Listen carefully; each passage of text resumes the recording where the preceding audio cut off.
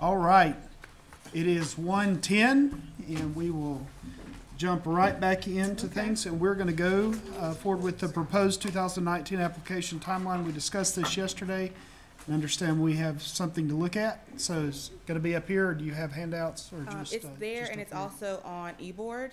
Okay. All right, so you can pull that up.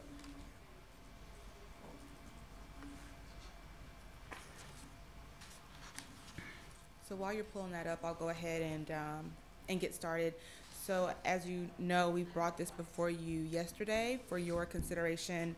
We did receive feedback on the document and went back and made some changes.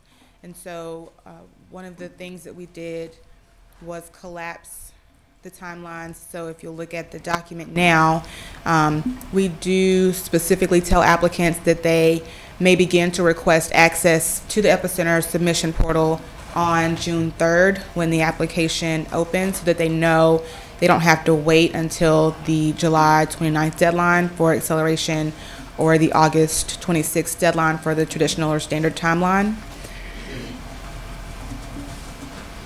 We have also placed under each specific timeline, so July 29th for acceleration and August 26th for the regular timeline, we've placed another reminder there that they must request access to the Epicenter submission portal by 5 p.m. 1 week prior to the deadline, as this board requested, and we'll also place that information explicitly on the website so that they can see that there as well. We were also asked to amend the application initial and committee review timelines, and so we have set the first period, if you will, from September 2019 to November for clarification interviews, and full interviews to take place from November 2019 and to wrap up in March 2020. So that we can send them on to State Board as soon as possible. And that with a tentative schedule, we could actually have some in October. Correct. It's Okay. tentative. Yes, sir. Yeah, that gets us going a little quicker. So primarily between September and November, that would have to be the acceleration request. Correct. Because I see down here in January, we're going to Send them to send State them Board to State Board. at the latest. Yes. Yes, if we could do it earlier, it would be great. Right. So they can get their open enrollment started as soon as possible. Okay, anybody else have any questions on this? All right, do we have a motion to recommend this to the State Board? I'll make a motion that we recommend the 2019 charter application timeline as presented. All right, do we have a second? Got a second by Cheryl Turner. Any further discussion? All in favor, say aye. Aye. Any opposed? The ayes have it, and we'll do that. Do you want to discuss the background check form that's on eBoard as So we're well? going to do any changes to the actual application document, and as well as the review process that we talked about yesterday for evaluators. We're going to do all of that at the same time at next month's meeting, if that's okay. So I'll just say as we get ready to do that, worked with, y'all know that that's been kind of a big thing for me over the last couple of years is how we've done the background checks. I've been working with Danielle and Eric on it and trying to find a solution. And I think we've got a really good solution. And Did you want me to go in? No, Oh. no, I think we can talk about it as part of the application changes, but I was just really gonna say you have done a great job with all the research that needed to be done into that and to find out a way that we can actually get a good, solid background check on applicants. So I think that's been helpful. Yes, let's clap, let's clap. Although you haven't seen our work yet, trust me, you're gonna love it. I think it's Get more so claps good. next time. So it's there. And said so as we're waiting on these schools, do you have anything else on this application timeline? Nope, that's Is that it. good? Thank you. We'll do, if Dave wants to go ahead and do the SBE updates, we can. I'll say, I just wanted to publicly say I had the opportunity to go to the iconic Greensboro Academy and get a tour last week. Wow. And I was very impressed at the amount of interaction that the parents had at the school, and I know that's a big focus for the school, and I think that helped a lot. I think I've heard people on this board say that parents are your biggest asset and the biggest problem, that it can be both ways, cut both ways, but they seem to do very well. I was very impressed. The students seemed excited to be there, excited to learn, and I think that bears out. So, Alan, I was very impressed. Well, thank you, Stephen. I'd like to tell the board that the school succeeds in spite of me, not in any way because of me, and Coop knows that, and so does Stephanie. My job is to stay out of their way. And I've been to a lot of your schools, and I want to hit the rest of them. Whenever I'm in the area, I try to see if there's one around. I even went all the way to, where's Thomas Jefferson at? I never can remember the actual name of the town. County, Shelby, right at the. Well, I know it's in Ruffton County, but it was, what was the name of it? Ellenborough Henrietta Road and That's it. 221A. Yeah, it was, the GPS had a Broken fun down time. mills all around it. It was, and so, went there. I've been to Sugar Creek and saw the Kmart blue light specials. It was wonderful, great. It's there. So, but anyway, I wanna get to some of the other ones too, to see it, just because I enjoy learning from y'all. So that's my sappy moment. Thank you, Stephen. And Stop, Stephen. it underscores my belief that the success of a charter school really is dependent on your lead administrator, having a dynamic person in there and a supportive board, and then making the right hire choices, and then establishing that school culture. I believe in that firmly. And then keeping some of your idiot board members from interfering. All right, Dave, you want to give us the SBE updates?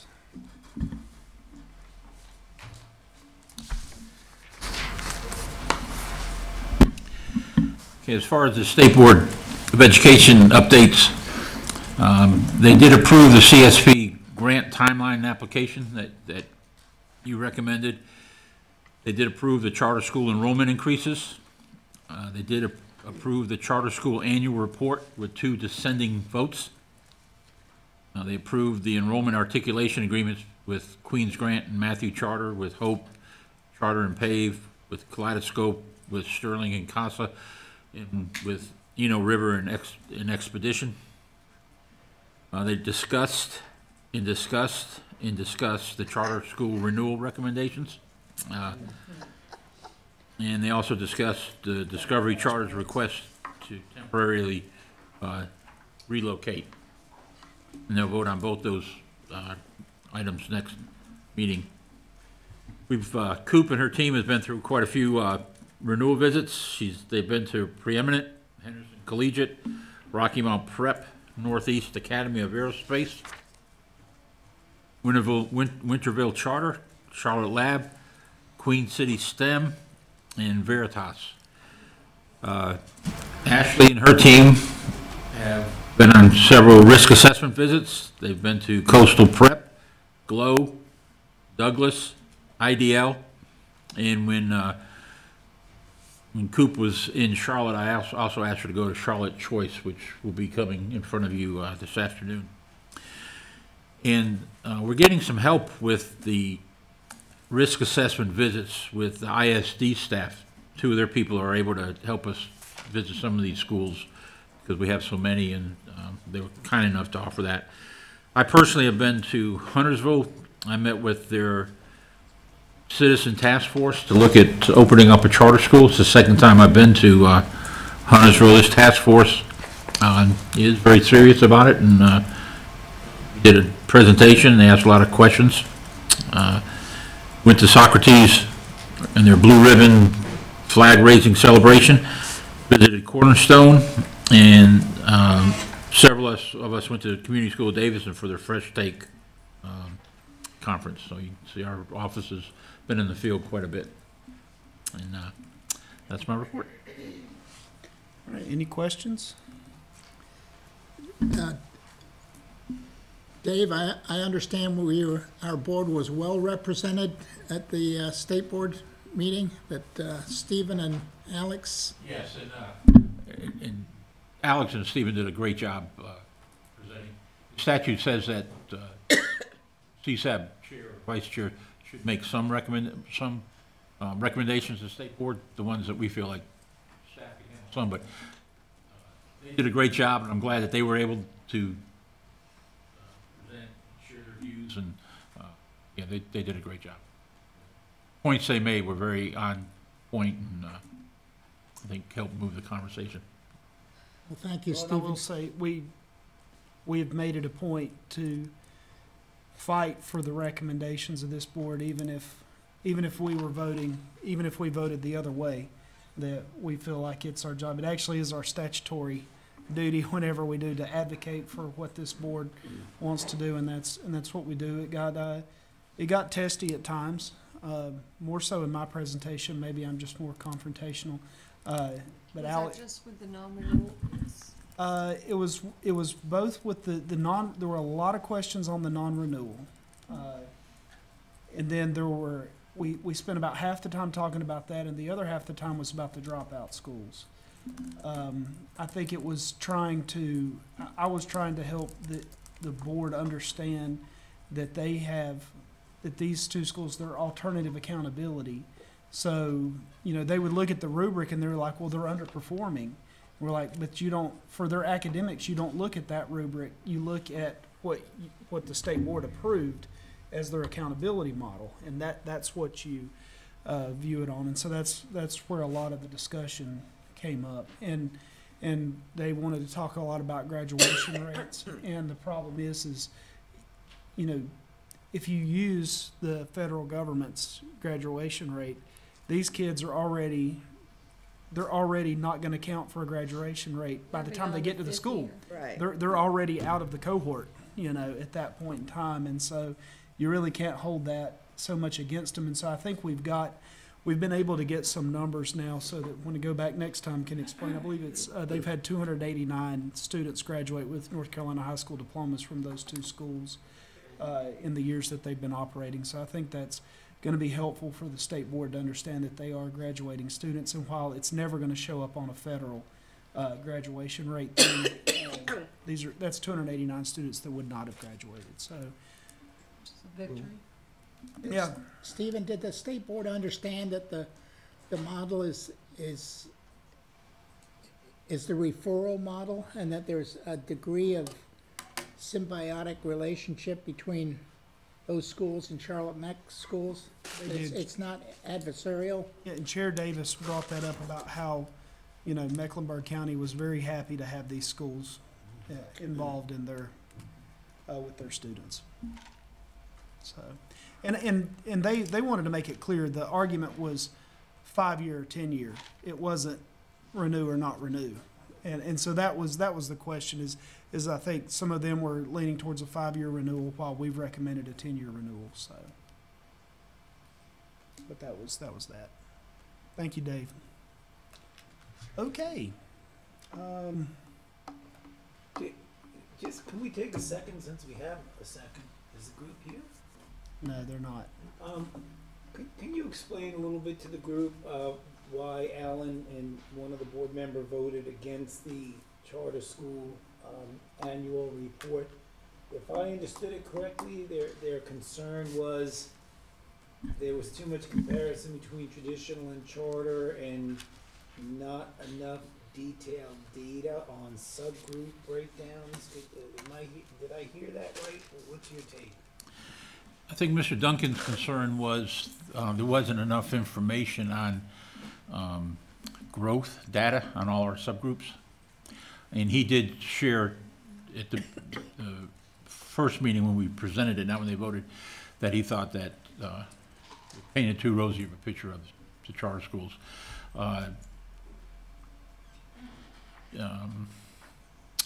James, what's his last name? Ford, excuse me, James Ford. He was concerned that there wasn't enough data on the EDS growth model, is what So both were just concerned about the growth because there was a big headline article, I guess, when the Yes. report first came out that, well, proficiency was great, but they didn't do as well growth compared to traditional schools. And, you know, I didn't say it there, but my response is a lot of these charter schools are trying to be innovative now, teaching to a test or a standard curriculum. So it's not always apples to apples there as well. While we know growth is extremely important, because if we're not moving our kids, then we need to try new strategies. But I think the report showed that, and Dr. Allen, correct me if I'm wrong, but I think of all the schools that didn't meet growth, only 9 of them were low performing. The rest of them were A, B, or C schools. So, and I did try to reiterate that during my first presentation. Well, that was correct, wasn't it?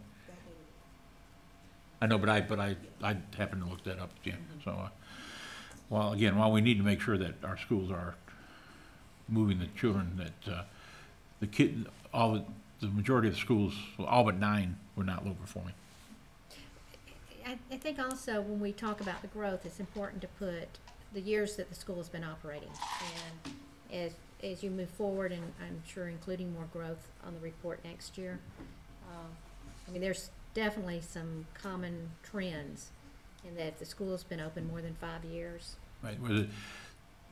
Our charter schools that have been open more than 5 years, 78% or 74% were meeting growth or exceeding growth. It's the first 5 years where they're struggling, which just makes sense. Mr. Ford did ask when it came to the Charlotte Learning for us to give him more qualitative data for the next meeting. So we are putting together some information for him to satisfy that request. Because then I'm thinking about comparing the regular schools with charter schools. Let's see how that comparison comes out. I think that's what they're kind of wanting is more of a comparison on growth among subgroups. I mean, it's whether as important as growth is, the legislature has said when we calculate grades that we're going to use to grade our schools, we're going to do 80% proficiency, 20% growth. And so the report showed those letter grades that were mandated by statute, and I think they wanted to get more granular down and look, and you know, I guess you could do that, but eventually at some point, I think they do that in the regular school report, the annual report that the state board does, but they do that. That's for all schools. It's not a comparison thing. It includes charters and traditional public schools in those numbers, and then it just gives it for all schools in North Carolina.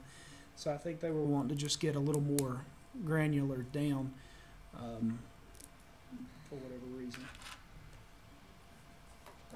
Well, let's just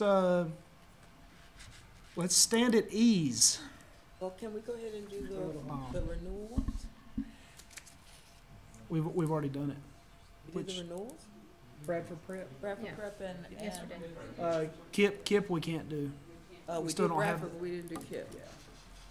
Is Alexis gonna present something? Alexis is here for these schools. She's here for the low performing. So this morning, we did complete the vote for Bradford Prep, which was a 7-year recommendation, and we're adjusting that document to go to state board. But because we have not received the actual grant for KIP Halifax, we can't, to my understanding, we cannot actually take a vote on them just yet. I think, well, I would just really encourage them to get that to us by next month, because I hate to see a school just kind of hanging out there and not knowing what they're going to do. I do understand. Feel the same way. I think we're waiting on the board to approve it. The audit has been made with the board. It's done, I understand that. We're just waiting for them to send the final. We're just waiting to get it to the LGC. Right. Yes. Well, why are we seeing these non-compliance issues with these KIP schools in Halifax and Durham and on operations and finances and audits and what's going on there, Coop? Honestly, I'm not sure about the detail the details of everything, but as things come up, it is our job to make sure that you fully understand what's going on. So as the details unfold, we'll make sure that you have those. Not Is the quite only sure. compliance issue we have is just the late audit, Currently, right? it's the late audit for now, and they've now been put on financial noncompliance. They've actually received a letter. So that moved them from what we would have considered a 10-year renewal to wherever. We're not really sure what's gonna come out of the audit because Financial Business Services has not even yet had an opportunity to receive it nor review it. Am I speaking There were other issues besides the audit, weren't there? Some, I'm seeing operational Financial non-compliance, non-compliance or, external data source. There have been some reports of different things at the compliance meetings. I have to pull it up. There just weren't official letters necessarily, but there's been traffic, or what we call some noise surrounding both schools, actually. are these fairly minor issues or? One thing that we run into when looking at renewals and being able to say that a school is in a 10-year or a 7-year is a lot of times there's communication about a school not doing something properly, but if they're not put on any kind of non-compliance notice or if they've not received official communication, it is very difficult to make that stick or to say, well, but we heard that it has to be official. So what we find is that a lot of times schools will have ongoing issues, but then they're corrected, and then they'll do something else, and then it's corrected, and it's never formally put in writing that they're on some form of probation, not just financial, but any other department within DPI. If it's not on paper, then it makes it very difficult to apply that to their renewal process. So will we get an update on these issues with KIP? Maybe Absolutely. Next board meeting? Absolutely.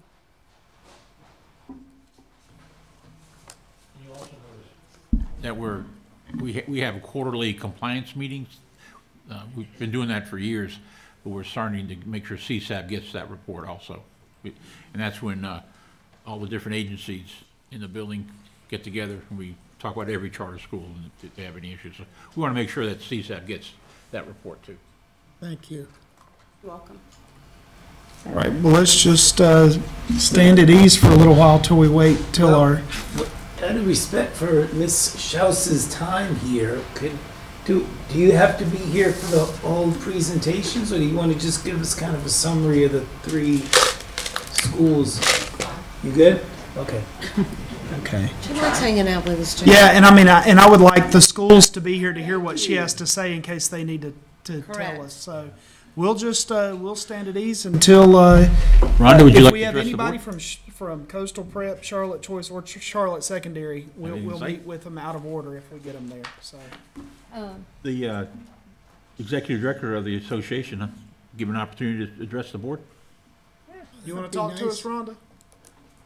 Don't want to put her on the spot, but Cheryl, Sure, come on up. Come and wow us. hey Cheryl, Ms. Roscoe, you're next.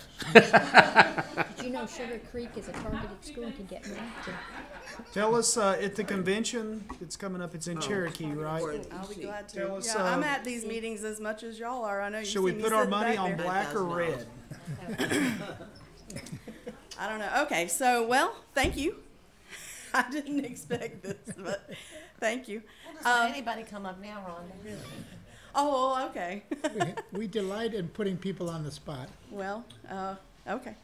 I'm glad to talk to you. So, well, we'll start with the conference. So, yes, we do have our conference scheduled for July 21st through the 23rd. It'll be in Cherokee at Harrah's Hotel. And I just want to be sure that everybody understands that it is not at the casino. You have to actually make a concerted effort to go to the casino. So, you know, we want to make sure that everybody's comfortable with, it's just like at a hotel, just like we did last year.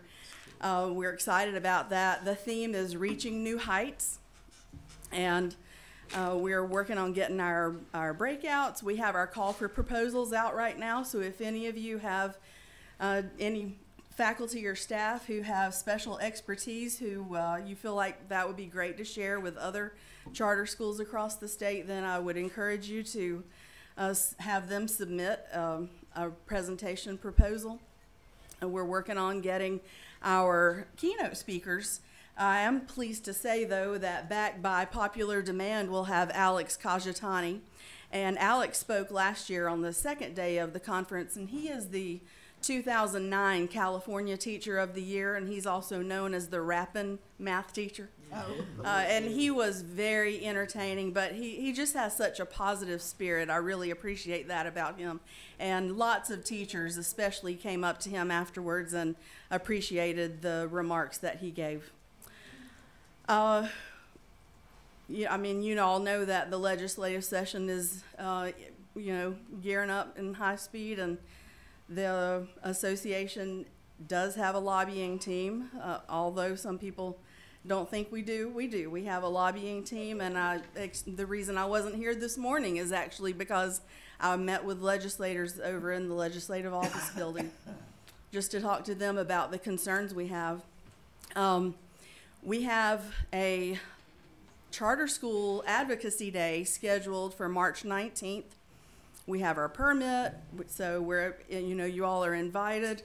That'll be a day that you'll have an opportunity to meet with your legislators, and you can do that in teams of people. We'll be glad to facilitate that for anyone who is interested. But, I think back to last May when we had those thousands of teachers here in Raleigh. Charter schools are here to stay, and we need to make sure that whenever we do have an advocacy day, that we have plenty of people show up and actually speak to these legislators, because we need to keep our concerns at the forefront of their minds. And it shouldn't be a second thought. It should be, those charter school people, they have special issues, and they deserve the same consideration as our traditional public schools do. So I would encourage you all to pass the word on that and be here and help us support that effort. I'm not sure what else to share, but And we do plan to have the CSAB meeting at the conference again. oh yeah. On that Monday. Yeah, and I would like to say that we really appreciate the fact that you do that. Thank you so much. A couple of things, as we've all felt painful experience in the past when advocacy doesn't work together, legislators quickly get frustrated that they're getting pulled in different directions, and then nothing happens. So I really want to encourage us to work as a charter school community and come together on common themes so we can be consistent. That's one. And I love the idea of reaching new heights for the theme of the conference. And I need you to find some experts on exceeding growth without teaching to the test. Well, if you can tell me who they are. Geniuses. Okay. Well, yeah, so in regards to your first statement, Mr. Mamoni, we are interested in making sure that we present a unified voice to our legislators, because we know that they are human beings and they get frustrated just like everyone else. So we do have plans to make sure that that happens. And I'll see what I can do about your second request. And I highly recommend tubing. I'm sorry, what? I said I highly recommend the tubing right there in Cherokee. Oh, yeah. That's fun. It's so much fun. There's a lot of things to do around there, and you could make it a family vacation if you wanted to. That's what it's Go gotta hiking be. and tubing and rafting and Trout fishing. trout fishing. Fishing, Yeah. look for bears. Or elk. Have you all ever lot been of to elk Cherokee now. and seen the elk? A lot of I'm gonna elk. tell you what, it attracts a crowd. People are parked on the side of the road. It's right when dusk is happening, and it's over by that old farm. And hundreds of elk come out, and it is something to see. Wow. It is crazy. Yeah. So anyway, thank you so much. Thank you. Thank you. All right. Yeah, I got that down. I know we've got some more people in the audience now. Is anybody? Choice is ready. Charlotte Choice? Charlotte Choice, you're getting moved up the agenda. All right. We'd invite Charlotte Choice. So this school is, here is a low-performing school, What that is, that's and they did exceed growth last year. It moved from an F to a D, but still in that low performing thing, so they're gonna give us some plans and I think, That's right here. In your packet from today, Donna recently went out there. He's got a business to And run. Alexis is also there He's for so any questions. cold. okay. Excuse me. No, Tracy Swift.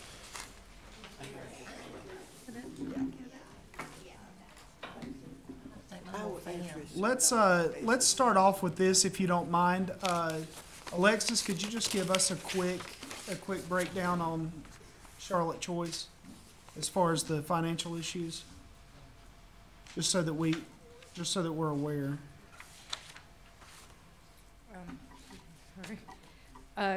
Sure. So, Charlotte Choice, we have placed them on disciplinary financial noncompliance based on their 2018 financial statements.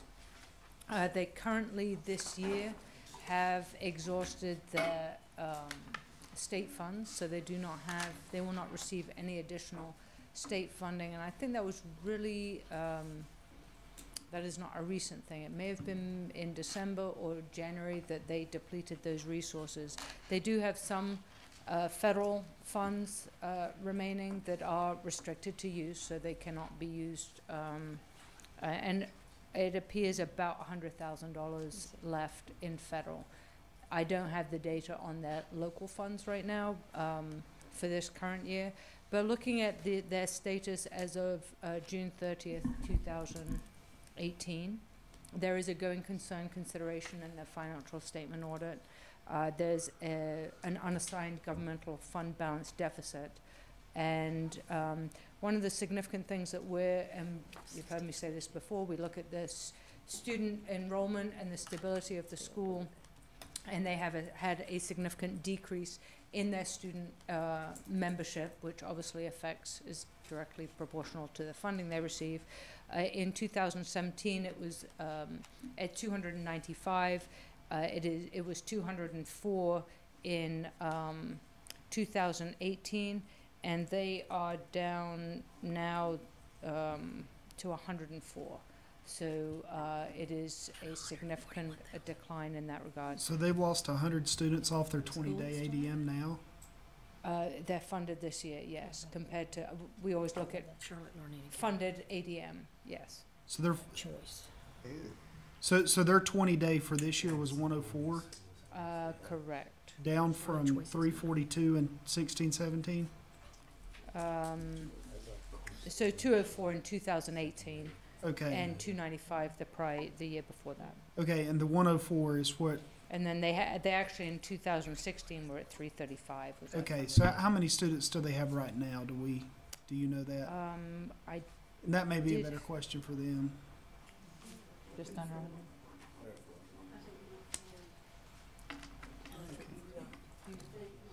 Do you have that list? They're at about 100.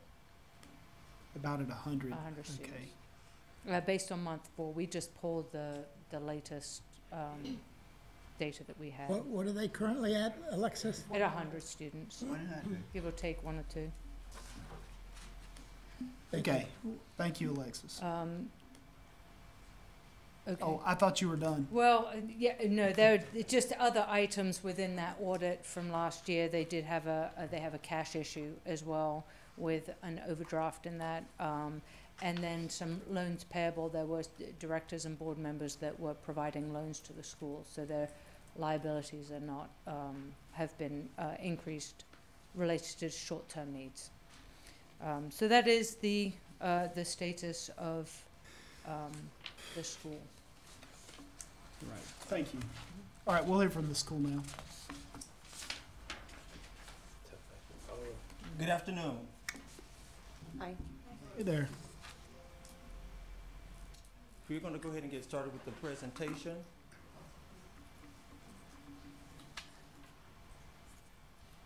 Mr. Chair, I would like to hear why their enrollment has fallen off so much. We'll be addressing that as part of the presentation. We understand that's a concern. Introduce yourself. Yes, I am Antoine Brisbane. I am the interim principal at Charlotte Choice Charter School. And I'm Jason Guffey with on newly appointed to the board, as well as Linda Cruz and Mary Smith and Felicia Wright. She's our board chair, and Marcus Graham, business manager. And I'm Sheridan Stevens, former business manager. How many are new to the board? Present four. We have 5. So 4 out of 5 are brand new to the board?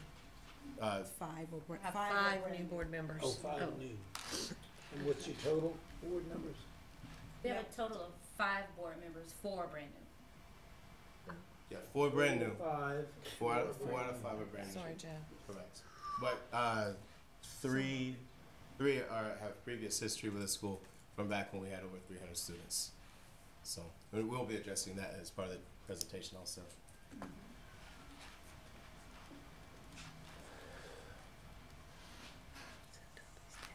A Charlotte Choice Charter School. High expectations that will equal success with every child in mind. And the mission that we have exuded at Charlotte Choice is to provide a cultivating education where that every child will be prosperous, and we will be also emphasizing appropriateness level for reading instruction, for math, character education, and real life applications. The charter was established in March 2013. The school opened in August of 2013, and the enrollment initially was 216. Where we are academically, and as you can see in 2016-2017, our achievement was 27. In 2017-2018, we had 39.1. Overall, we look at a school performance of 37 and a school performance in 2017-2018 of 48. Though we are not where we need to be, but we're not where we used to be, and we have had significant growth with our students. Can I ask, with that line, did your director receive a principal bonus because of being an F school? And She did. Our academic goals for the 2018-2019 school year, students' proficiency in math at the end of grade tests will improve to 37% in 2017-2018 to 52% in 2018 and 2019. If we look at 2016-2017, we were at 21%. And then in 2017-2018, 36%, giving us a 15-point gain.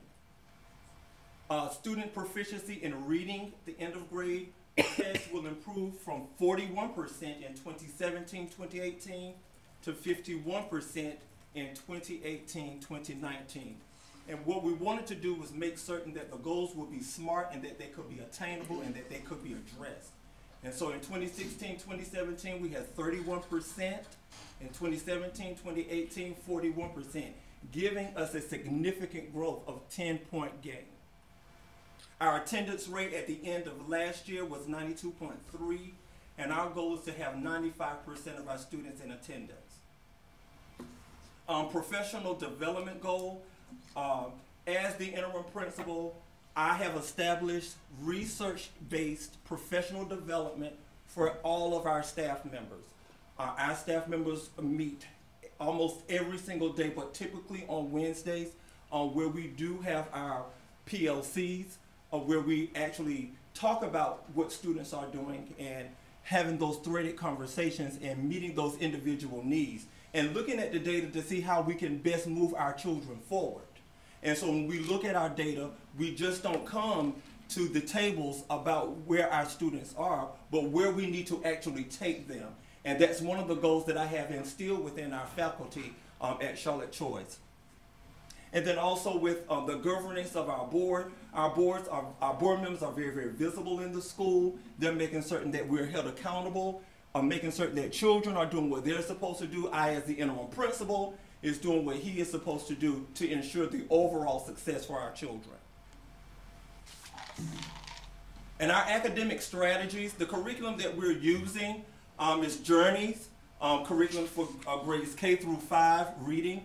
In 6th through 8th grade, we're using McDougall, Lytell, Go Math for grades K through 6, and IXL Math and Eureka Math for grades 5 through 8. And our programs and our school-wide strategies that we are using currently, we're using Larry Bell's Unravel in 12 Powerful Words. This has really proven as to why we've had so much gains with our children. Children can extrapolate a passage, and they're able to use these strategies when they're actually reading and making comprehension and going along with their fluid skills.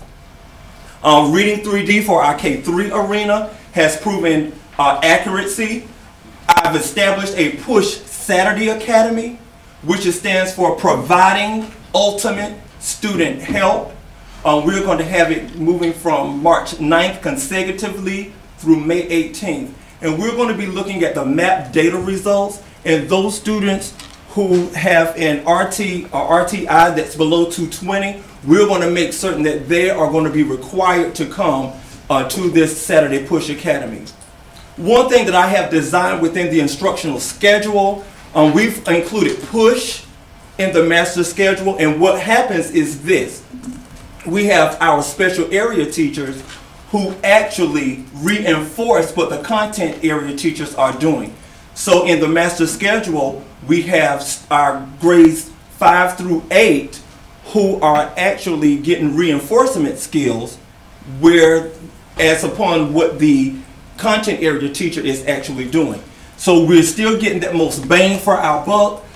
Students are able to get reinforcement skills to help the content area teacher, and that has really proven to be working in our instructional schedule.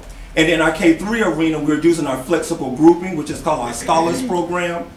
And then a STEM Academy that we do have, and one thing that I've designed this year is that STEM is now with the content area teacher, so they're able to have that John Dewey, that exploration type thing, where kids are learning by doing.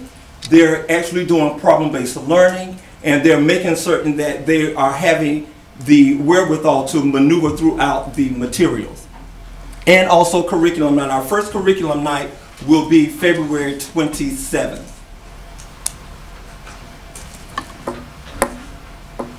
Student and parent focus.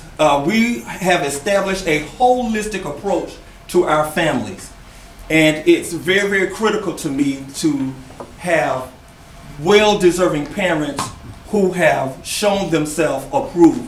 And I have established a Leaders of the Pack, which I've identified one student per grade level, and that particular team helps me out as the instructional leader of Charlotte Choice Charter. And what they do is they have buy-in of what we are doing in our building. They're listening to other students. They're taking that feedback. They're bringing it back to me. And then we're having a roundtable discussion about how we can best improve our school. And one thing that I have noted is that our children are an integral part of what we do. And so I want to bring them on board to ensure that we're making the best moves, the best strides in what they want in Charlotte Choice Charter. I hosted a Donuts for Dad. We had 25 dads to have participated. This was a very well planned and very well attended from our dads. They came and they had that intimate time just with their children. And I gave an introduction, and after the introduction, it was that intimate time so that the fathers can have time with their children of uninterrupted time. We also did the muffins for moms, and we had 31 moms to participate in that as well. I do a Friday forecast in our weekly newsletter, so our parents, my families, are able to articulate to me the things that they need, and I inform them as to what's going on in our building. Let me slow you down, because we're going to run short on time. We allotted 20 minutes, and you got a 12 slide thing with a lot of stuff in there. I think when we can look at your academic growth, you exceeded growth last year. You went from an F to a D. And so, I could see that, academic, I think what we've got a lot more concerns with right now is the financial piece. So if you don't mind, unless somebody else on the board's got an objection to going through this academic stuff, is to talk a little bit about how you're going to make it through the rest of the year. how you're doing as far as facilities go, those kind of things. And it looks like you start talking about that on like slide 11 or so. So I wanted us to make sure that we can have the time to talk about that, because I think that's the most pressing issue you've got right now by far. Ask him one question, Steve. Sure, Ms. Reeves. You're referring to yourself as the interim. How long have you been in that position? Yes, I took over the position in October of 2018. And board, you have 4 new members. When did the new members come along?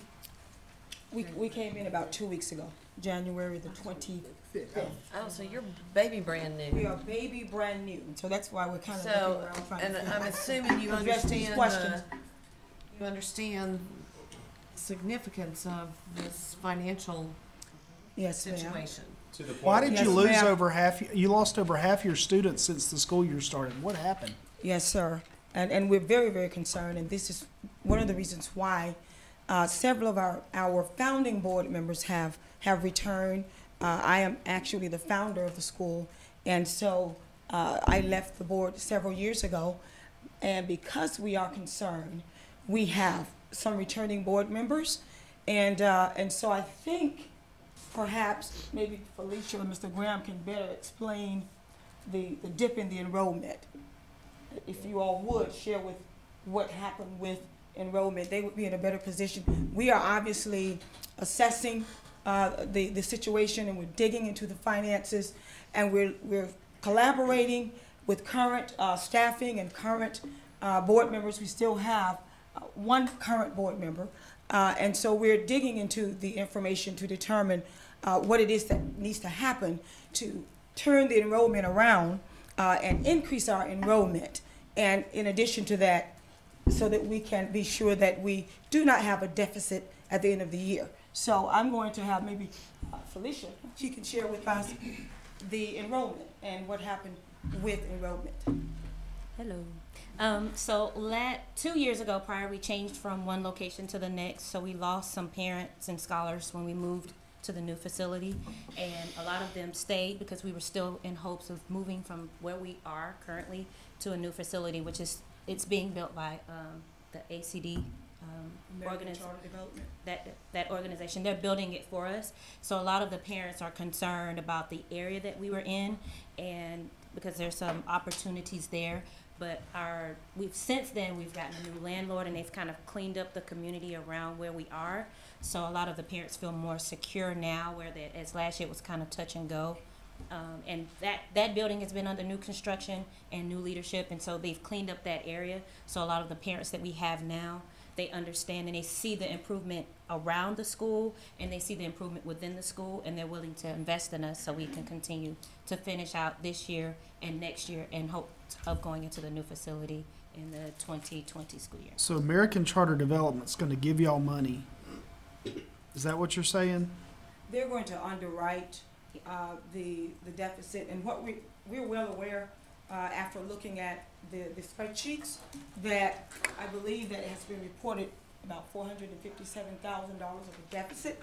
And so we have begun to dig into those numbers, and we're now at about $125,000 of a deficit, and we're continuing to go in and turn things around. So that's why we're here. So I'm going to guess they're going to want that money back at some point. Absolutely. And I have to say this, just to kind of lay out some history concerning the American Charter Development. We actually partnered with them when we initially started in 2013. And so they were our investors. And so they were going to build for us, and we were supposed to have a brand new building after about 2 or 3 years. However, NCDOT held up that process, and we ended up having to move out of the facility that we started in into another facility. And I don't have a lot of time to go into those details. However, the landlord passed the lease on to another school. And so we didn't find out until a mutual furniture company shared it with us. And so this was in February of, I think it was 2016. And so we had to hit the ground running. And at the time, we had over 300 kids. So how many teachers have you laid off? This year? Yes. 4. We've laid off 4, and we've had 3 leave. to go to other schools. So how many teachers do you have left at the school? 9. You got 9 teachers and 100 students. We're resizing the budget now. Okay, and you've got an interim principal. Do you have any other administration? Other than a business manager and a secretary. A business manager and a secretary. Also have an education consultant on staff, part-time. Yes. So do you how many, what's the average size of your classrooms per grade? I mean, I'm sure it's gonna fluctuate. So the average classroom size are between about 10 and 11. Well, you should be Yes, rolling out the roof this year. yes. Yes. Are you gonna be able to pay your staff till the end of the year? Ask that question, I'm Are sorry. you gonna be able to pay your staff the rest of the remainder of the year? Yes, we are. As we shared, we are currently revising the budget, and we do have a financier who's going to underwrite whatever that difference is of that deficit for us, and that is the American Charter Development. Have there been any staff that had paychecks missed or delayed? No, ma'am, not to my knowledge. No, sir, I'm sorry. No, sir. No, sir. And I have to also add this concerning your question about the low enrollment. That I don't think there was any marketing going on, happening.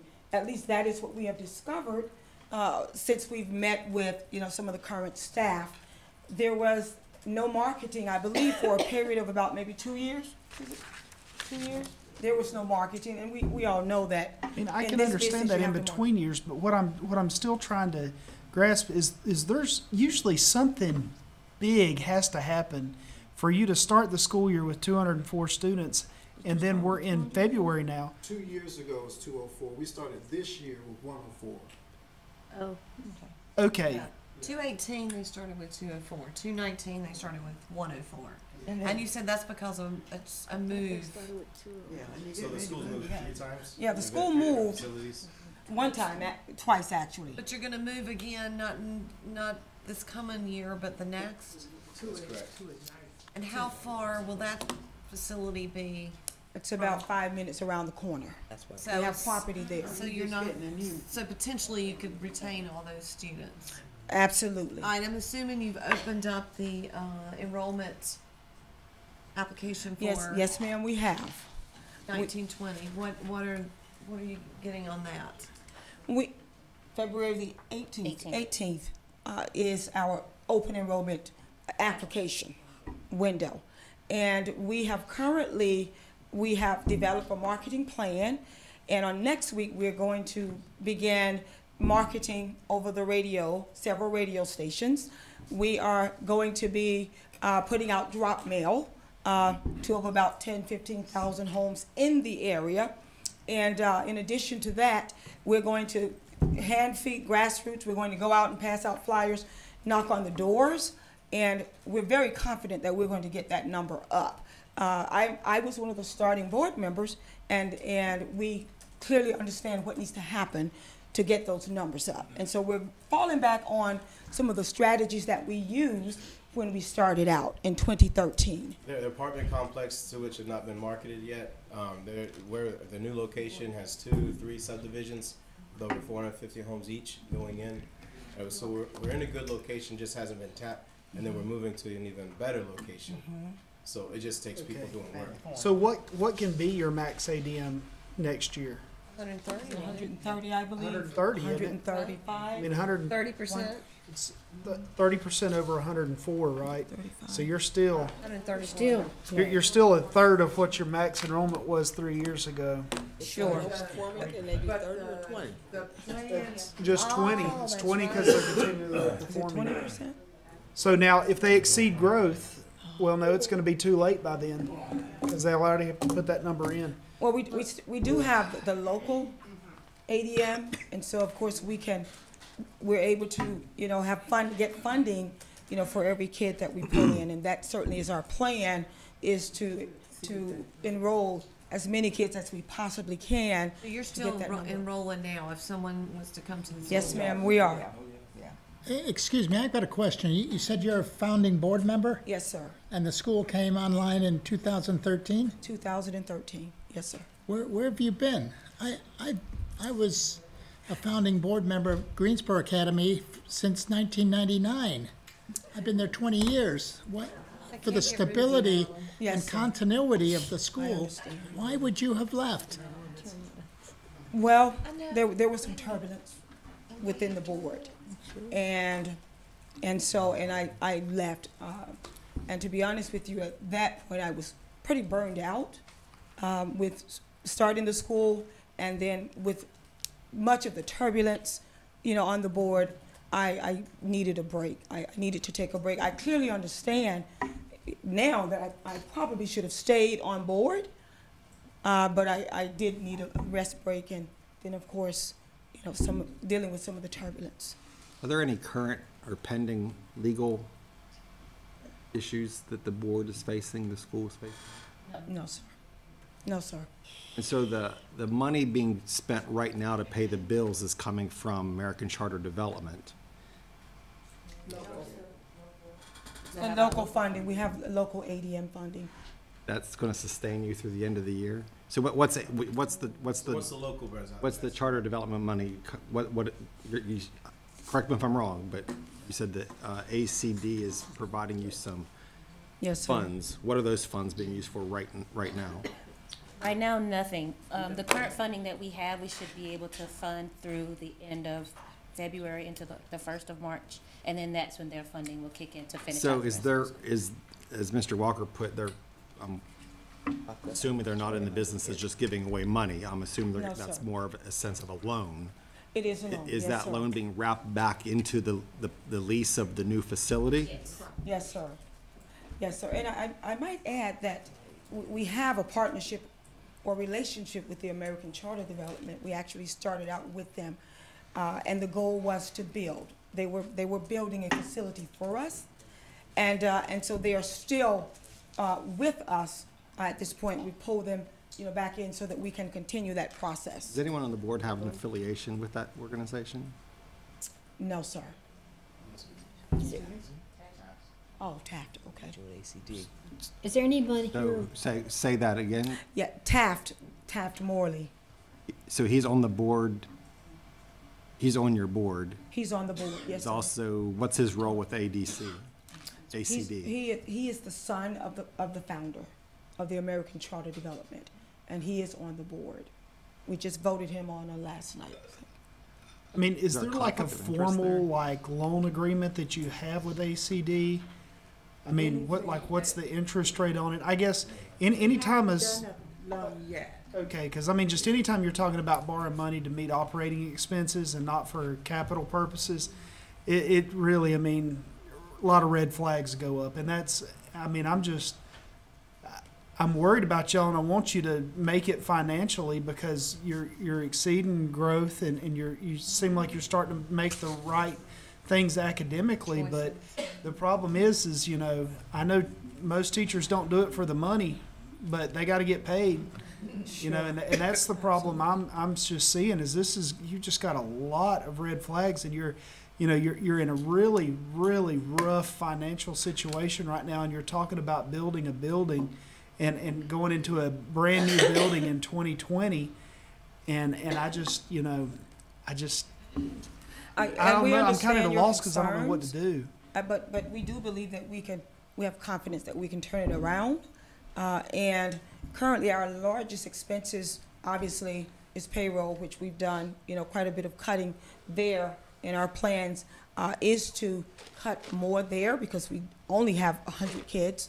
And so that would help us as well. That's going to help us as well with those expenses.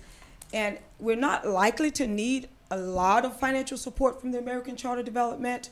And of course, we'll have a better picture of that once the board completes their evaluation of the budget, the full budget. When do you anticipate having that done? Because I think we would like to see a budget that's gonna, one, have that piece of, if you're taking a loan, how's that paid out, and how much you're gonna need to get through this through June 30th?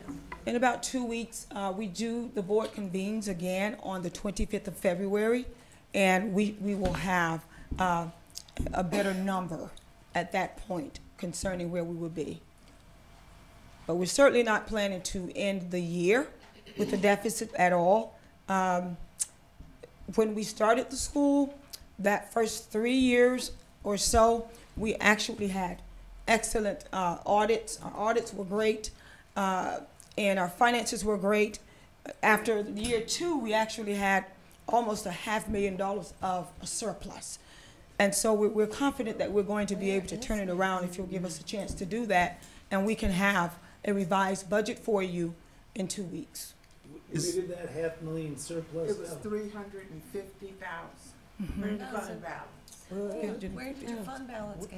Where did it go? Into renovating Yes. the facility that we had to move into. Right. We had to move suddenly. Yeah. And it was rather challenging to find a facility that could hold 350 kids at the time. And because we didn't find out until February of that year, 2016, it did not give us a lot of time to find a building and to upfit that building. And so that hurt us a bit because we ended up going through most of that surplus at that time. When's the school up for renewal? Is that, they're one of the 10 years, aren't they? 2023. When did we change that? 14? That happened back, that was the last group of the fast track under the old council. Yeah. Is there anyone here from American Charter Development? Are they the ones supporting Here's what, operation? yeah, I don't think anybody's here. Here's what I think we ought to do is, I would like Alexis or the Office of Charter Schools to give us monthly updates on this school through the end of the year, so that we can keep track of how they're doing financially. If they do enter into a formal agreement with American Charter Development, I think we should see that agreement and make sure that it's going to meet it, and that they're going to be able to make it through the year, and then, evaluate at the end of the year what their financial situation is. Can we get a new budget? Yeah, and I also think that they should submit a new budget to the Office of Charter Schools for us to be able to look at. That shows at least a $1 green number or black number, depending on which software you use. It's either green or black. No red numbers at the end of the year. So. I guess what I just said, that's my motion. Do we have a second? That is a motion, I second. All right, we have a motion and a second. Any further discussion? Shonda, Any you site visited? visits? I did. Can you give us They just did a site visit. Yeah, Shonda did. I did. I attended the school on last Monday. Yes, that's correct, right?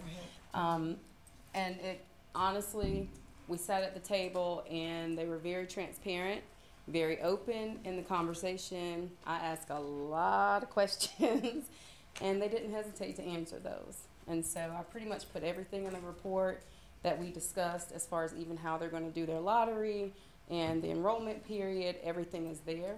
But as far as being open, they're very open to what we have to say and to try to use what we're offering them as a free resource, like they're asking for the help. So that was my experience at the school. Did you visit the classrooms also? I did. I actually did a walkthrough with the principal. He took me into every classroom and did a physical head count.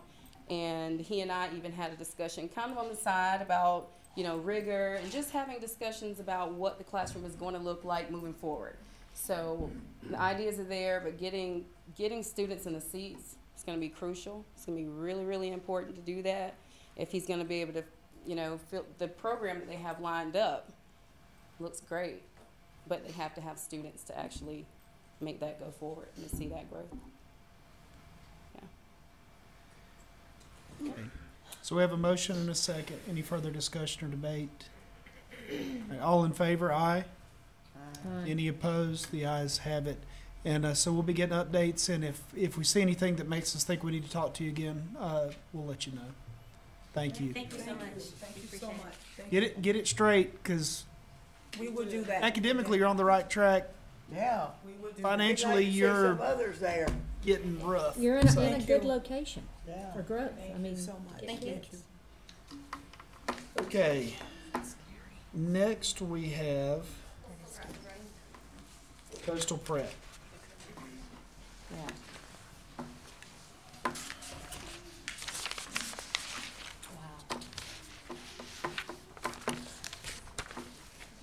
local funding.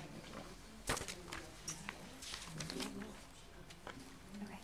100 kids. Just wanted to see how much we Changes as the kids leave. Do we think that, Mr. Chair, do we really think that school is gonna bounce back? Guess we're gonna find out. Yep. I mean, there's really not anything you can do till the end of the year. I hope they can. Okay, so Coastal Prep has operated for 1 year, and so you are not continually low performing, but you are low performing a D last year, 51.1% on grade level proficiency, but didn't meet growth.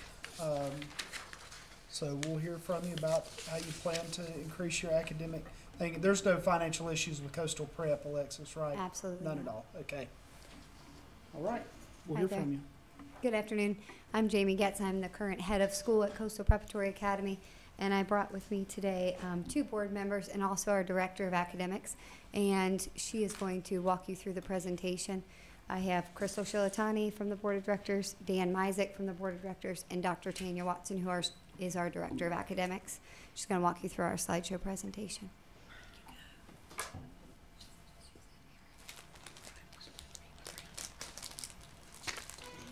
Good afternoon. Thank you so much for allowing us to talk to you today about the things that we have in place this year that we've implemented to improve the academic performance and the growth of our students. Our mission statement at Coastal Preparatory Academy focuses on the philosophy that we have about educating our students with authentic learning experiences and a lot of hands-on opportunities. And that's what we do at all grade levels through all curricula. The core values that we adopted, they form the basis with the nautical theme. It stands for COMPASS, and we use this as we relate to our stakeholders, our students, our parents, and really we use these values in making all the decisions that we do on a daily basis. We currently have a little over 600 students. You see that they come from the counties of New Hanover, Pender, Onslow, Brunswick, and Bladen. Our students actually come from 28 individual schools, so that in itself is a unique challenge for us. And having students with so many, such a variety of a background and the educational experiences they bring to us. We have a strong personnel in terms of what we're able to offer our students. We have 27 teachers.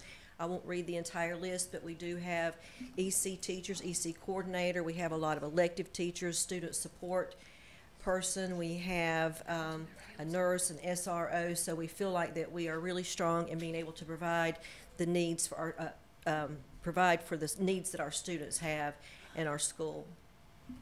As you mentioned, our school performance grade was a 51. Our math, reading, and science proficiency are listed there on the left. Obviously, the math and the science were the 2 areas that were critical for us to make sure that we addressed.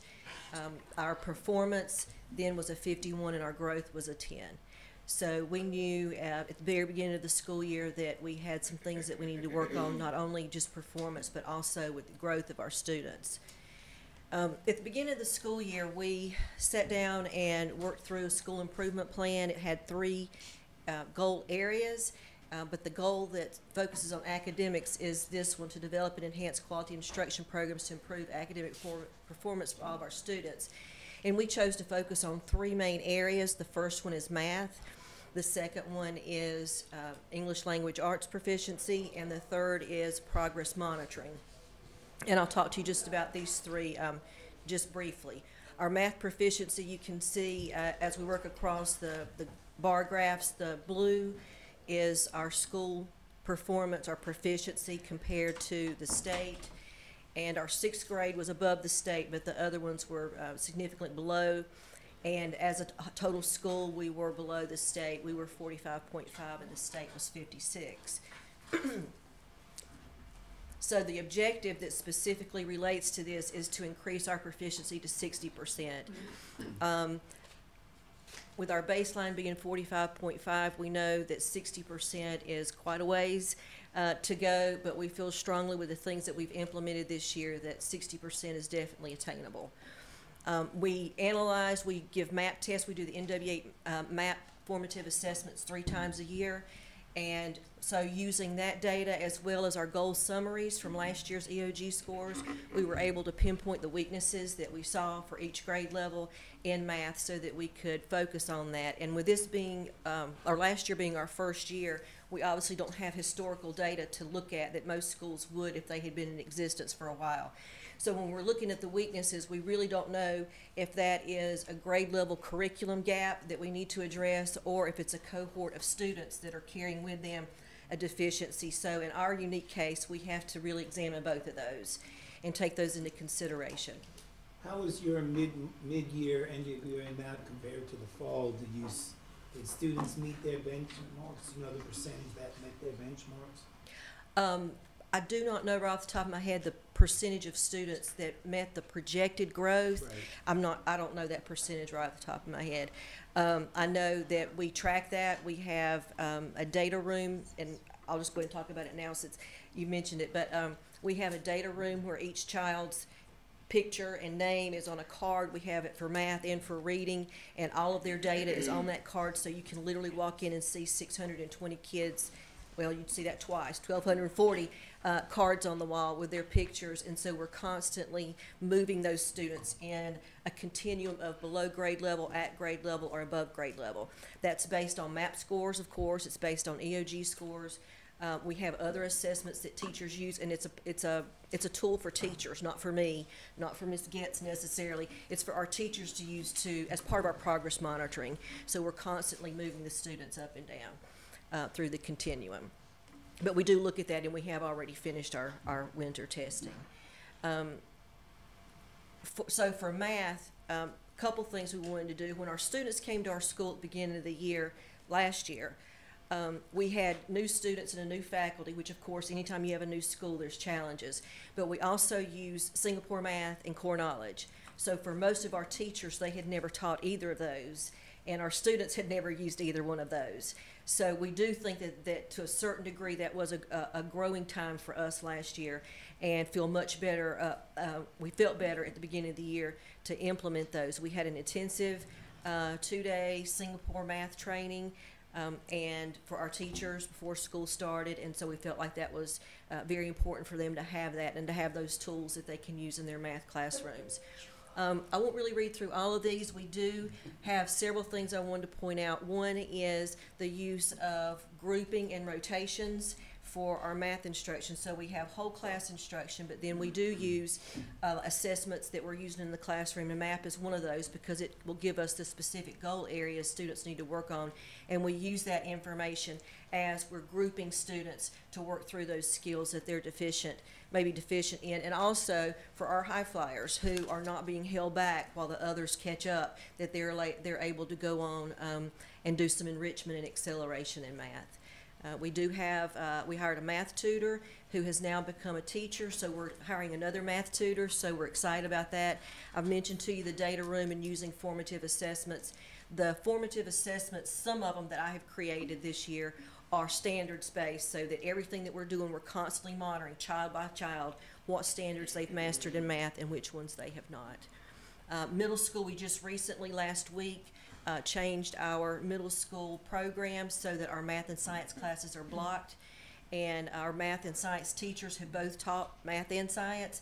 So this is a really good way for us to be able to incorporate math into science and for them to be able to do experiments and things like that through science that are going to build their math skills. Our reading proficiency, besides third grade, I think we were above the state average in these areas. We attribute this to Core Knowledge. It's a very strong language arts program, and we feel like that being so rich in content has really helped our students in terms of language, but of course we have room to grow, so we would like to grow this year to at least 70%. We also have had additional training for our teachers in Core Knowledge. We have quite a few new teachers this year, so we all had training at the beginning of the school year. I, as the Director of Academic Growth and Retention, meet with the teachers by grade level every week and during their planning time, and so we do a lot of common planning where they can pull their resources together and help support each other. So we think that's helped also. Again, we looked at our analysis. This is using our MAP data as well as our goal summary reports from the EOGs to identify these areas of weakness as well.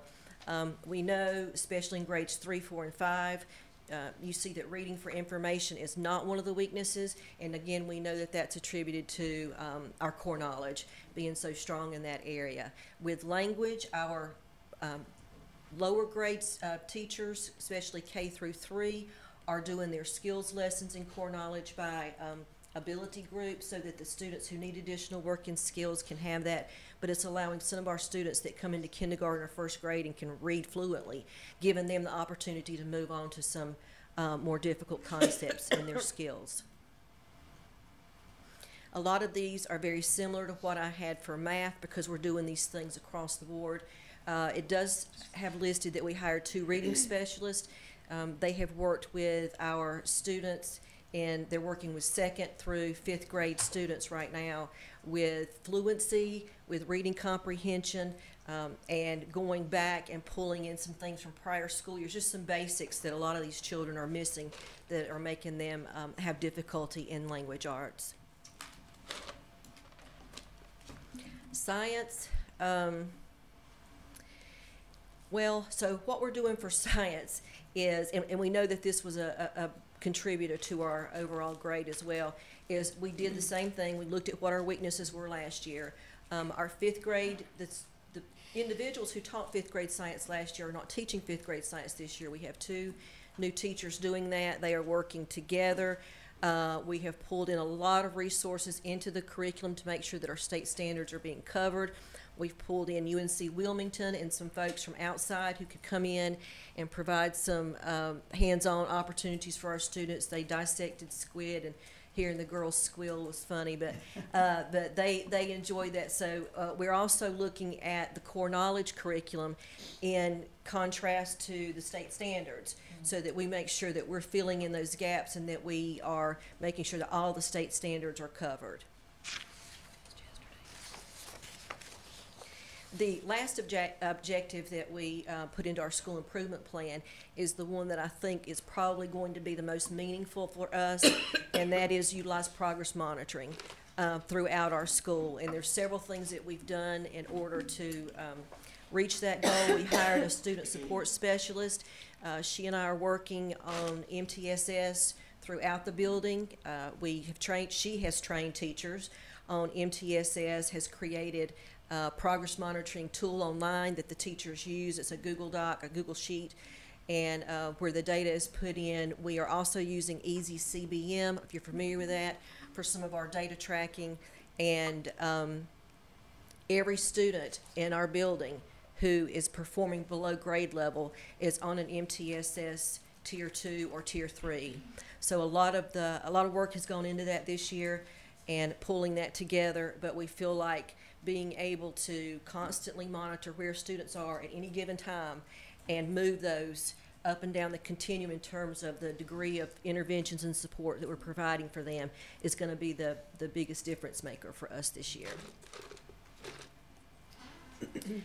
Just looking ahead, we are going to hire a math tutor. I said that we had one we needed to replace.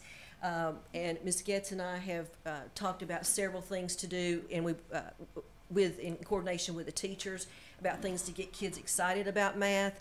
I think math is one of those subjects you either love or you hate, and so we're wanting to encourage our students that we have in the building to do their very best, and that's always what we focus on, especially with the growth mindset, is that you can do better, and we constantly want to help them grow. So we've talked about doing a morning math club. We currently have a math facts competition going on, and this has been interesting. Each grade level has picked sort of their own type of competition, and so there's competitions between the classes, and so that's been fun.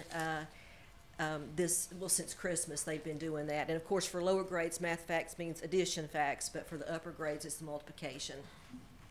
We're going to have an EOG pep rally before we take those tests, and we really just try to incorporate a feeling throughout the school that each child is known for what they're capable of doing and where they need help, and being able to provide those interventions for them. So that concludes my presentation. I'd be happy to entertain any questions or provide more Does anybody have any clarification. I think the Office of Charter School recently had a visit there. If we would like to say anything, I'd love to hear from Sure. Yes, hi. I did recently do a site visit. I visited all of the classrooms, made observations. I met with Ms. Getz, and we talked about some of the feedback. I also supplied them with feedback.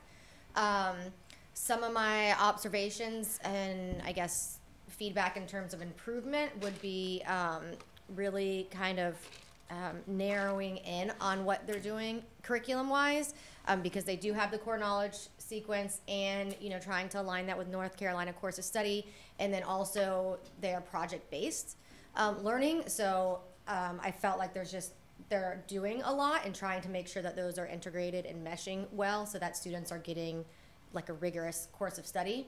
I also kind of talked to her about just giving students proper feedback, because it is project-based learning, and because of the core knowledge use of workbooks. I think that feedback has to be very specific to the students and has to be like ongoing with the students, to kind of help them figure out where they need to improve. The school has had great teaching staff, had a really great culture. That was very obvious. The kids seem very happy in the classrooms. So there's a lot of great things happening at the school. I think, again, it's about increasing that rigor and making sure that all of those components of core knowledge and North Carolina course of study and PBL are working together. And so kids are getting the type of the feedback that they need and the rigor that they need to make sure that they're doing well on those end of year testing.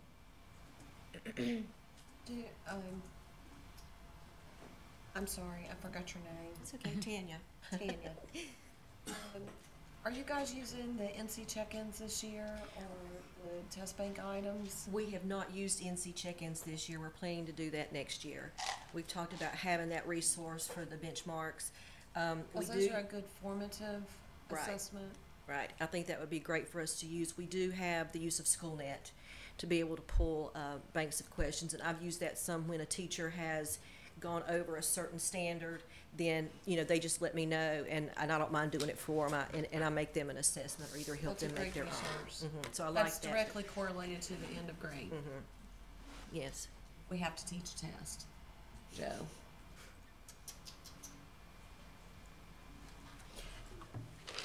I just want to say, I think you're doing great. Keep up the good work.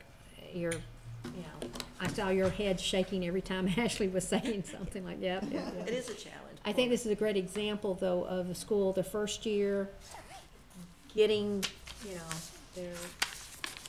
what they're doing down, and we're looking for great things next year.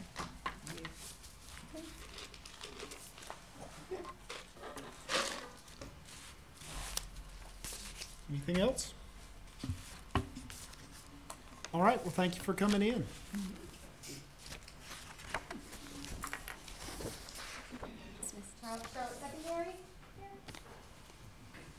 Good. And this we'll do before we hear from Charlotte Secondary. Do we have anything from FBS? Yes. Okay.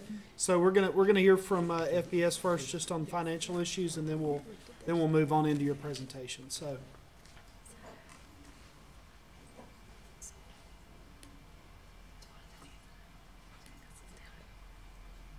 I am Leanne Carr, Alexis's, or the Assistant Director of School Business.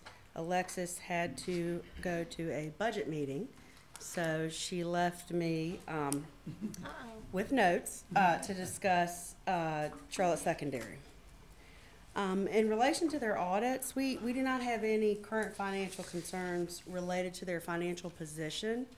When we were going through our records for the school preparation for this meeting, I did notice that they have had a pretty significant ADM decline over the past 3 years.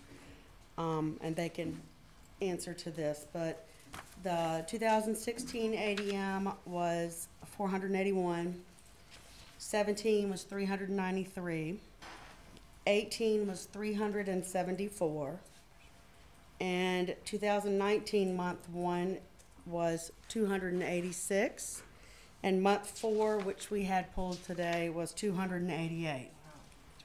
So we're talking about a 59% decline going back to the 2016 numbers. However, Alexis did make sure I caught that the school did seem to reduce their expenditures in relation to their reduced revenues related to the reduced ADM. So there is no financial condition at the currently related to this decline in ADM, but it's something that we noticed and we wanted to bring to your attention. Wow. And she did actually get this information out of their 2019 funds. They were allotted 1.9 million, and they have approximately 425,000 remaining for the state public school fund for this year, plus their local funds, which we don't have the information about. Any questions? Okay. I can text her, so if you have questions, I can still get her. Okay, no, we're good. The enrollment numbers she was reading off, match the enrollment numbers that are on the test. Okay, can you go through those enrollment numbers one time? There seems to be some discrepancy versus what we have versus what you have. And this is going on the funded ADM numbers, so PMR month 1. For 2016 school year, the funded ADM was 335. 2017 was 295. 18 was 204. And 19, wait a minute, I'm sitting here. You're looking at Charlotte Choice. I am. Charlotte Sorry. Secondary. Originally, I said it correctly. Whoa, that's not what I wrote down. I know, I'm so sorry. Okay, so 16 was 481. 17 was 393. 18 was 374. And 19 month 1 was 286. Okay, so 16, 17 on this one shows 6. Yeah, that's a lot. That's a lot different than what we've got. Where did we get the numbers that you guys gave us? Those are from accountability for kids tested. What do those ones say? I don't have it. 611. 611. 611. Versus 393. How many students do y'all have? That's 280, we have 292 right now, actually. The school never had 600. Okay. Yeah. That may have been the amount of tests Yeah, that were we'll have to taken. check on that. Yes. No, Those no, they numbers. usually, Yeah, that's probably total amount of Total of tests. tests. no, Yeah. that's not usually That's not done. ADM. Yeah. That's I was not getting ready to total say, maybe, tests. maybe all their students got A's on everything and there's all these zeros because they thought there was, just kidding, but. Okay, so I do apologize. The first set was the one, is the correct for Charlotte Secondary. Yeah. Yeah, you're good. Okay. So what's just to clarify, what's the drop then over the last? 9%. 59%. Is that based off of what That's the numbers what- she gave us? She told us. Okay, I'm sorry. That it represents 59, so it's a 41% decline from 2016. it wouldn't be 50 because Okay. The 59 was the figures to get to that, but it's a Okay. 41% decline. Sorry, Bruce. No, it's okay. I guess. Okay, let's hear from the school.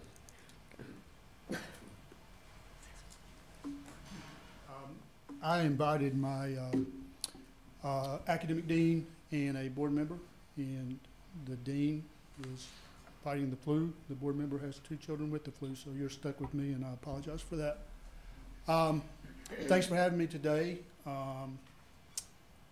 Really didn't know what to expect. It's a new experience for me in my long career in administration.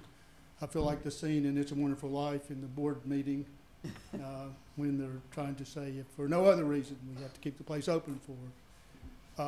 We meet the needs of a lot of kids who don't fit in at their traditional school for whatever reason. Charlotte's a large metropolitan area with very large middle schools and high schools, particularly high schools. And a lot of families choose our school because we know the kids and we're patient with them and we help them get through. So I want to kind of put that out there to start with. School profile. So the ADM that we were funded on this year is 286. We're grades 6 through 12. We're school-wide Title I with about 60% of our students qualifying for free and reduced lunch. Demographically, we're about 40% African American, 25% Hispanic, 25% Caucasian, 8% mixed race, 2% Asian, and about 22% of our students are EC. Significant changes, and I think this kind of speaks to your questions about enrollment.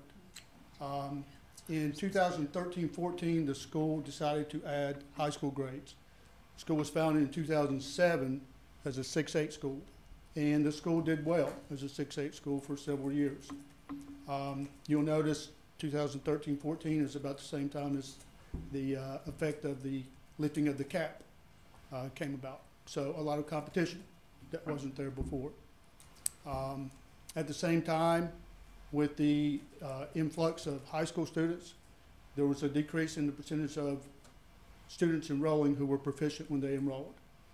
In looking back, for the 3 years previous to the high school, about 63% of entering students were proficient. The 2 years following, that went to 43%. In the current year, 34%. So we get students who are struggling learners. And again, that's the reason that a lot of parents choose our school, because we can give them attention that they may not get at their larger school. And also an increase in EC population. We're at 22% this year. Last year we were at 28%. Both of those well above the state average of about 12%. School grading growth, the reason that I'm here speaking with you today, we are designated a continually low performing school with a grade of 52D, and we did not meet growth, although our growth score was 69, which is not horrible. Yet we did not beat growth. Very similar to the year before when we were at 51% proficient with a D letter and didn't meet growth. Although this year our EVOS growth indicator was negative 2.02. The year before I think it was negative 3.86. So we were making progress in that regard. In 2015-16 the school had a letter grade of C, 55, and they did meet expected growth. This is my second year at the school, by the way. And this is just a closer look at school performance. You can see that we struggle in a lot of areas. But we were 1 point from making growth last year, so I think that's something to keep in mind. How did your subgroups do? Pardon? Your subgroups, were you classified as a CSI or TSI? Yeah, I'm going to get to that in just a second. Again, this is just another look at the data with the EVOS data and a drill down on that. In achievement by grade and subject, it's obvious that we struggle more in math than we do in reading. We do relatively well in science, particularly 8th grade science, about 65% proficient. I would say that when the board and the school leaders at the time decided to add the high school, they did so maybe on a whim, if we're being perfectly honest, without a lot of planning. In the first year, they added 9th and 10th grade. The next year, they added 11th and 12th grade.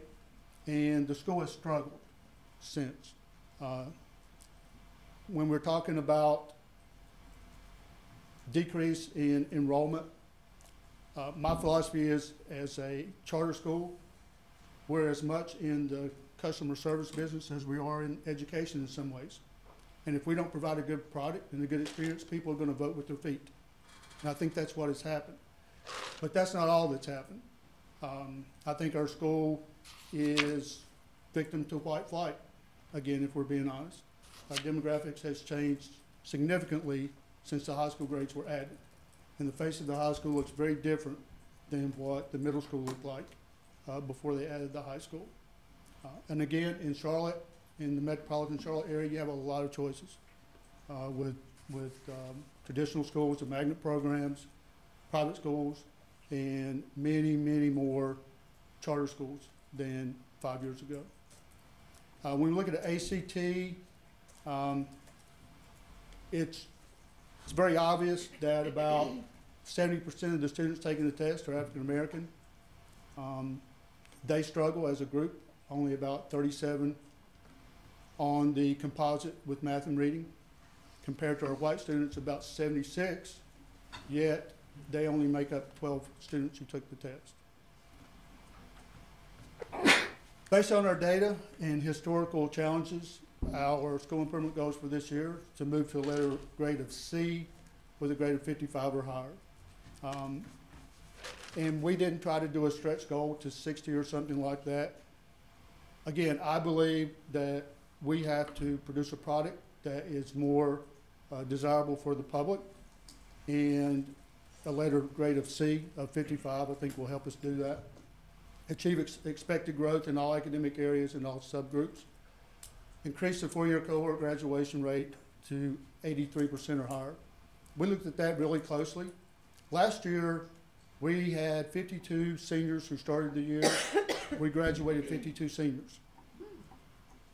Probably not a lot of schools can say that, but yet our cohort graduation rate was only 77.3 because we didn't track a lot of students well along the way. We're doing a much better job of that.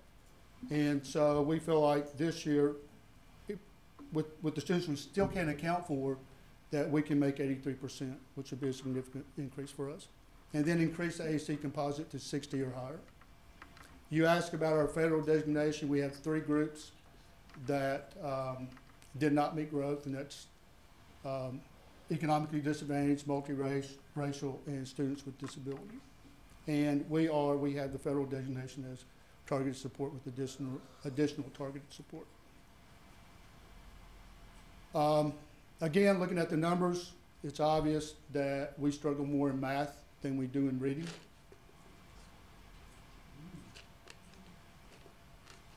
With our subgroups, I put this up there because, again, I think it's important to consider our population and where we are doing some good things. Although our cohort graduation rate was only 77, for African Americans, which makes up almost half of our population, it's over half of our high school population. Our cohort graduation rate was 90.3%, which is above the state average. And this is more drill down that indicates our federal designation. Same thing there. We're thankful for NC check-ins. So there's check-ins. They've given us a guidepost. Last year we used NWA, and quite honestly, we found that problematic in some ways because the data, we were always trailing the data, and we feel like this is more useful. And we feel like it's more indicative of what an EOG and EOC is going to look like because it doesn't self-adjust like the NWA map test does. I have a couple up there for, I think, Math 6. And although the substandards change, if you look from check-in 1 to check-in 2, particularly for math, this is just one indicator. We went from about 24% to 36% in one class, and I think 36 to 51% in the other 6th grade math class. That's percent correct.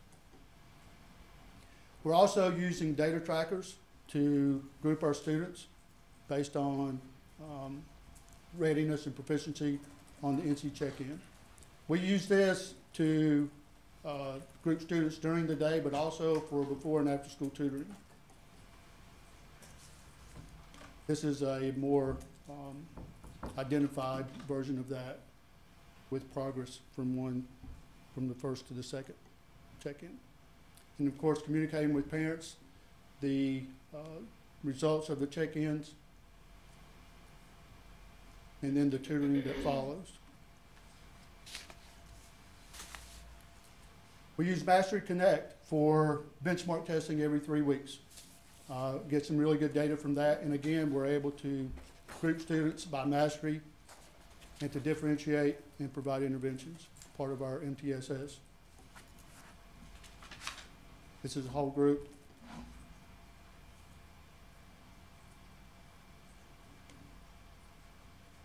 And again, here we're able to group students by standard.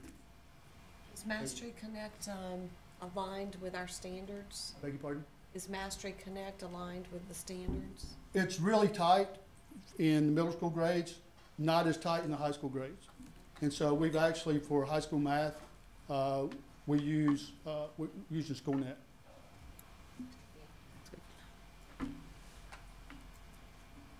This is problematic as well. I'm a huge proponent of PLCs.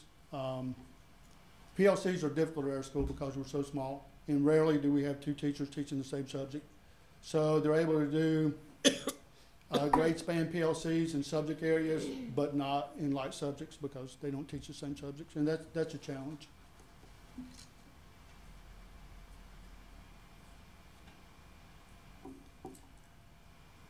This is for a, let me see if I got this right. Yeah, so we're using SchoolNet for our high school math, for math 1 and 3 for benchmarking. So we're doing benchmarking every 3 weeks. We're also doing quarterly benchmarking every 9 weeks. This is our high school English 2 teacher. She's the only English 2 teacher. And just a real good idea of how we're using data, how she's using data in particular.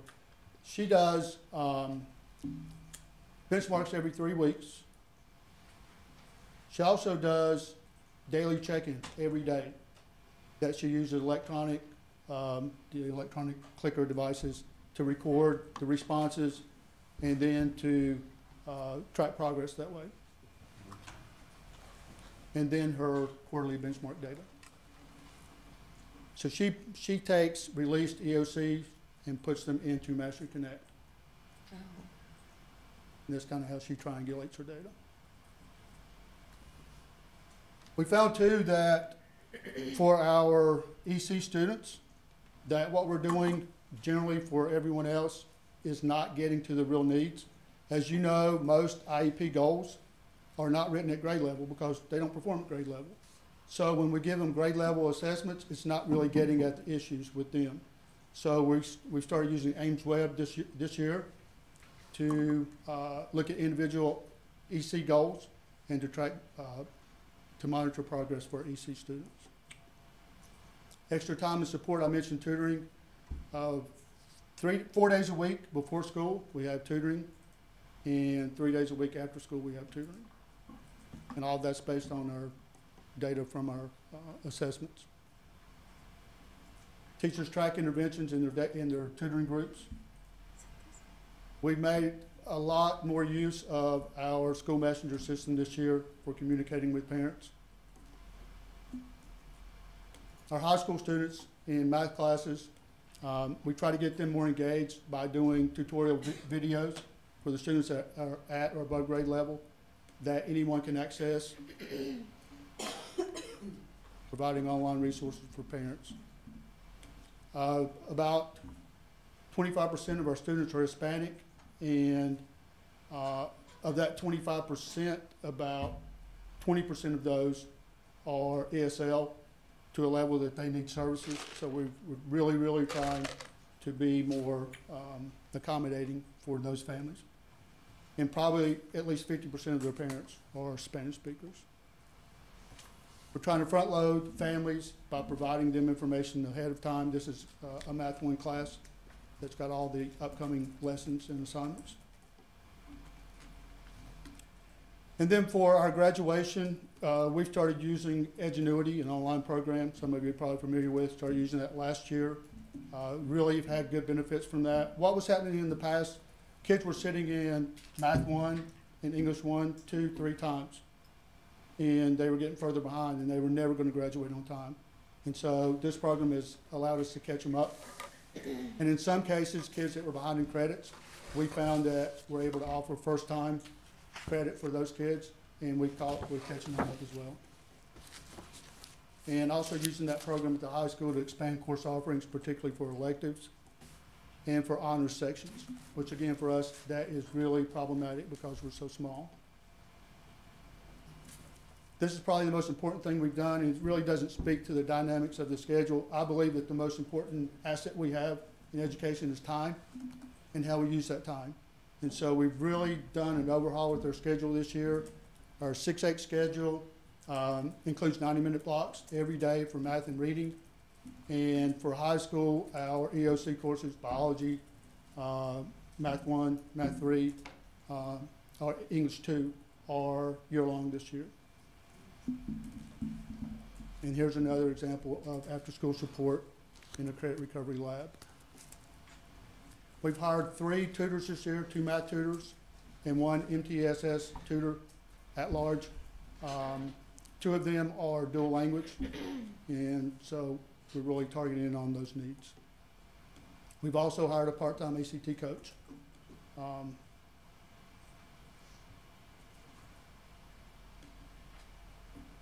And we have a high school chess club to engage our students at a different level, and I dare say 80% of those are African American males, which is a good thing. We've done something that seems really simple to most of you, but we bought some buses this year, a couple of larger buses, a couple of small activity buses, where we're able to get students home after school with after school tutoring. Before they wouldn't stay because their parents wouldn't come and get them, so we're able to address that obstacle. And then we're having quarterly parent meetings to engage the families and to plan for the future. This is our December meeting, very well attended. If you feed them, they'll come. Exactly. That was a good buffet line there. So we've just entered into a one-to-one laptop initiative. We'll get the laptops in about 3 weeks. We're finding with our kids, we really have to personalize. We don't have a choice. And so we feel like this is going to help us do that and provide access in the classroom, but also access at home for the kids who don't have access. We also, as part of our lease agreement, we bought the hotspots from T-Mobile so that kids that don't have internet access at home, they'll have that available to them wherever they go. We're requiring teachers, every teacher, to do at least 2 positive outreaches per day, and every teacher to do a Friday update for any student who is failing or has attendance issues. And as we all know, with successes, even if they're small, it's important to celebrate. And we try to do that quarterly with students' goals when they meet their goals. All right, well, we know we're going to see you next year because you'll be continually low performing next year, regardless of what you do this year. But I hope that when you come back, we get to celebrate. You talk about celebrating success. I hope we get to celebrate some when you come back next year and you can show us, hey, we met growth or we exceeded growth and we moved up to a C like you've planned to do. Does anybody have any questions? I was just gonna, quick one. What's the breakdown between middle school and high school as far as enrollment numbers? We're about 175 in the high school and about 110 or so in the middle school. Interesting. So the high school's larger. Well, and again, that's kind of flipped over the last few years. There was a strong consideration last year of doing away with the high school grades, going back to simply to middle school. But ultimately, the board didn't feel like we could survive that transition financially because most of our new kids are at the high school level. So do you, I'm assuming, accept students in 9th, 10th, 11th, or 12th? We do. So that's where your graduation rate gets a hit. It's a challenge. Do you have a strong program so that when they start high school or when they come in high school, they know exactly where they are?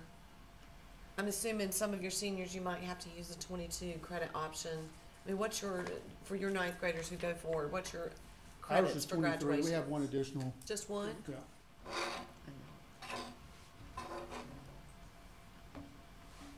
Okay, any other questions? Thank you for coming. Thank you. And sounds like you've put a lot of thought into this. Thank you. I appreciate it. And I think you do win the award for the most slides ever given. That was 59 slides. How many? 59. 59 slides, but So he's very so you win innovative. that. Okay. Yes. Thank you. Thank you, Doug. Thank you. All right. I think that's everything on the agenda, isn't it? That was it. Are all hearts and minds clear, as I asked yesterday? There is wherever gonna be. Souls just now. Sherry Reeves moves that we adjourn. Do we have a second? I second. All in favor say aye. Aye. The ayes have it. We are adjourned. Good meeting. Thank Till you. next time, Stephen. Yeah. March. Same CSAB time, same CSAB channel. Same dates because there's 28 days in February. Joe, you want me to I unplug? got Yes. a little I voice gotta from make it myself. stop. What a jury day. You too? You want me to hold it, carry that till we get down? Yeah. See you I'll down, meet you there. Okay. and then I'll hold it to you. Want me to unplug you while Oh, I'm down yeah, here? great, thank you. Bye, y'all. You did a great job. Nice touching you. See you next Tiffany. month, yes. All right. Sorry.